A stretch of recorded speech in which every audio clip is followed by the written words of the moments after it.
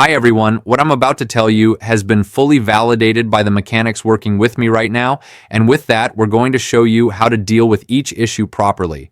If there's one thing that keeps coming up in the shop, it's CVT transmission problems. A lot of people describe symptoms like, the engine revs but the car doesn't move, it shakes when taking off, or it feels slow and strained. This happens because the CVT in this generation is very sensitive to heat and maintenance, and once wear starts, the car begins to lose responsiveness. In the shop, mechanics usually say it's straight. When a Sentra CVT starts slipping, it rarely fixes itself. That's why Nissan ended up releasing warranty extensions and technical service bulletins in several markets, acknowledging it was a common issue.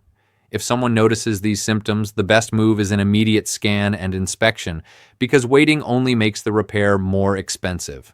That same feeling of the car not responding ties into another frequent complaint: power loss and hesitation, even when the transmission hasn't completely failed yet.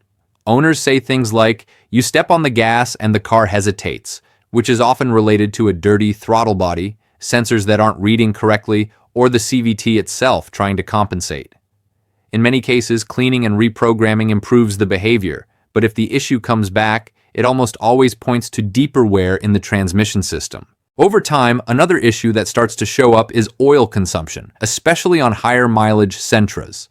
Several owners who come into the shop say, it doesn't leak oil, but the level drops fast, which is usually caused by internal engine wear, particularly piston rings. The mechanic's advice here is simple and direct. Check the oil often, because this engine doesn't forgive neglect. It doesn't affect every unit, but when it does show up and gets ignored, it can lead to serious engine damage. And as if that weren't enough, many owners also report intermittent electrical issues, ranging from warning lights that turn on and off by themselves to problems with sensors, electric steering, or the instrument cluster. It's common to hear things in the shop like, a bunch of lights came on and then disappeared.